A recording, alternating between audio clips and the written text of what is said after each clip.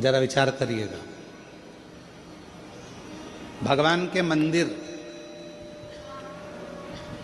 शंकर भगवान के मंदिर में लोग जल चढ़ाने के लिए जाते हैं।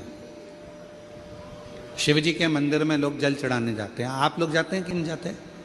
जम के तो बोलो, जाते हैं। ठीक है। शिव जी के मंदिर में यदि आप जल चढ़ाने के लिए जाते हो और आपने अगर शिव महापुराण की कथा को सुन रखा है तो कथा में बारंबार आपको सुनने को मिलता है कि ये शिवलिंग शिव है, ये जलाधारी माँ पार्वती जी का हस्त कमल है, ये सामने से जो जल बहता है, राइट में गणेश है, लेफ्ट में कार्तिकेय हैं, बीच में अशोक सुंदरी है। शिव जी के ऊपर जो बूंद बूंद पानी टपक रहा है वो शिव जी की 5 लड़कियां जया, विषहरा, शामली बारी, दौतली, देव है। ये सारा पूरा की पूरा स्थान शिव जी के सामने से जहाँ से जल बहकर जमीन पर आकर नीचे जाता है वहाँ पर 33 कोटि देवता विराजमान हैं।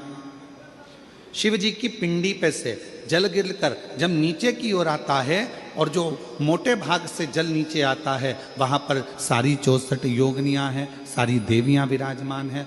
अब जो समझ गया वो शिव मंदिर में जाकर ना गणेश जी को ढूंढता है, ना कार्तिकेय को ढूंढता है, ना पार्वती को ढूंढता है। ढूंढेगा क्या?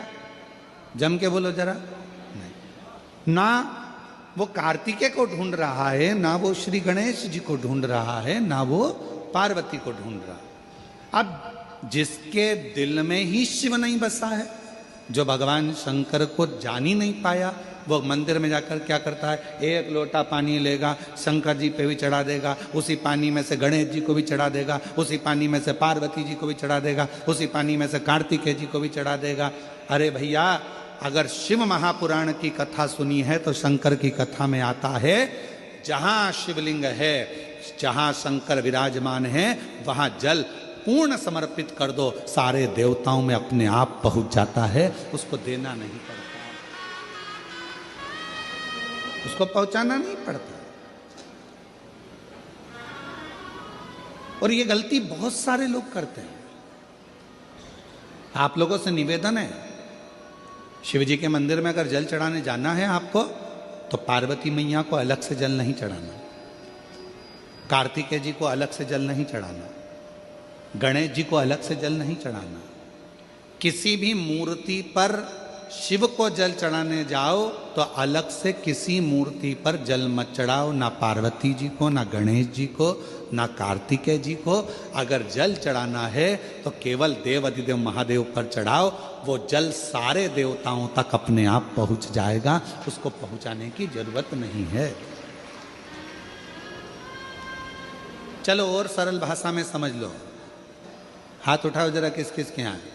सब लोग रख लो अब, ठीक है। पानी कौन कौन देता है? सब देते हो, ठीक है।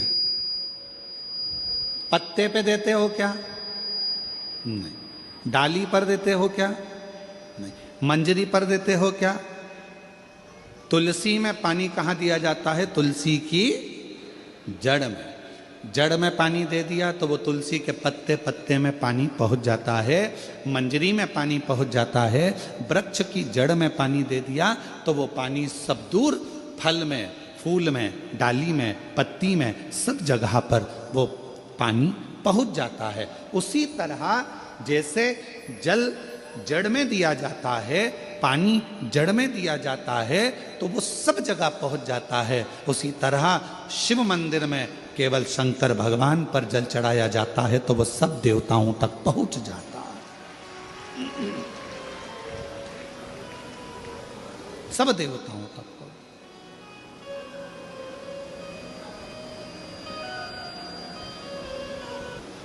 और शंभु शरणे पड़ी मांगू घड़ी रे घड़ी, दुख काटो दया करी न दर्शन आपो। शंभु शरणे पड़ी मांगो घड़ी रे घड़ी, दुख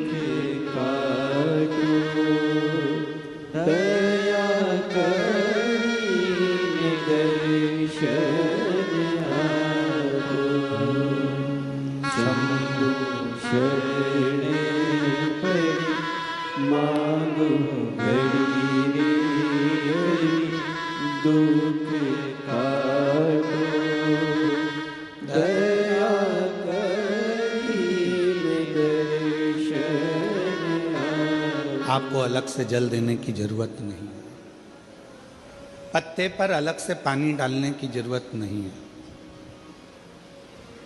डाली में अलग से जल देने की जरूरत नहीं है।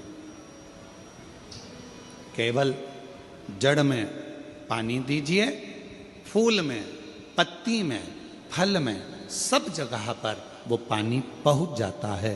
उसी तरह अगर जल दे जाओ, ना पार्वती जी को पानी चढ़ाना, ना गणेश जी को पानी चढ़ाना, ना कार्तिकेय जी को पानी चढ़ाना। अगर लोटा भर के जल चढ़ाना है तो किस पे? महादेव पर चढ़ाना, शिव।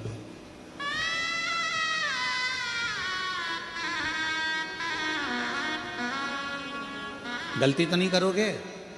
बोलो तो जम के। कहाँ जल चढ़ाओगे? शिव जी पर।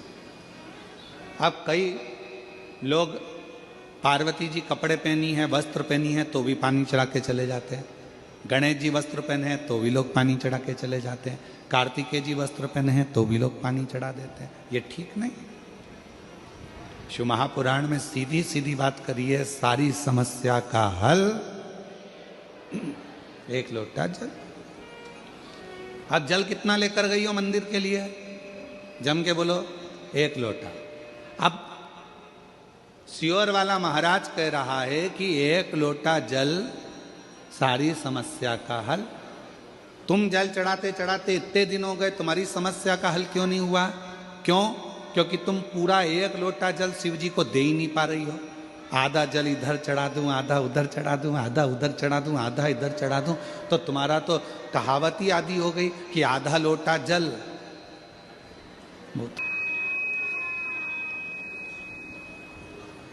पूरा एक लोटा चढ़ा?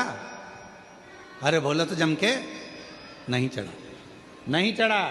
इधर पार्वती जी को चढ़ा दिया, गणेश जी को चढ़ा दिया, कार्तिकेय को चढ़ा दिया, और फिर शिव जी को जल चढ़ा रही है। या शंकर जी को चढ़ाने के बाद थोड़ा सा बचा कर इधर भी चढ़ा दूं, उधर भी चढ़ा दूं, उधर भी चढ़ा दूं, मन में रख लिया बचा कर। पशुपति व्रत की महत्वता में स्वयं शिव महापुराण में पाशुपत्य अस्त्र, पाशुपत व्रत और पाशुपत योग, तीन चीजों में पशुपति व्रत की महत्वता में यहां तक कहा है कि तुम पशुपति व्रत के लिए अगर कोई मीठा बना रही हो, प्रसाद बना रही हो, तो वो प्रसाद जितना बनाया है वो पूरा की पूरा लेकर मंदिर जाना पड़ता है। बोलो सही है कि गलत है? कढ़ैया में, भगोनी में जितना प्रसाद, हलवा बनाया, खीर बनाई, जितनी बनाई है सब लेकर जाओ, छोड़कर नहीं जा सकते। अगर आधा प्रसाद कढ़ैया में छोड़ दिया और आधा लेकर गए हो तो प्रसाद के दो हिस्से हो गए। भगवान पशुपति व्रत को स्वीकार नहीं करेगा, वो स्वीकार नहीं है। बनाओ उतना जितना मंदिर में लेकर जाना है, बनाओ उतना जितना परमात्मा के दरवाजे पर लेकर जाना है। अब हमने क्या करा, बना थोड़ा ज्यादा लिया, आधा रख दिया घर वालों के लिए, बच्चे खा लेंगे इसमें से, पति को दे दूंगी इसमें से, और आधा प्रसाद ले गई मंदिर, मंदिर में ले जाके 3 हिस्से कर दिए। अब विचार करना, मंदिर में ले जाने से पहले प्रसाद के 2 हिस्से हो गए, आधा तो तूने घर में छोड़ दिया, आधा मंदिर में लेकर चली गई, फिर वहां पर जाकर 3 हिस्से हो गए, तो कुल मिला के हो गए 5 हिस्से।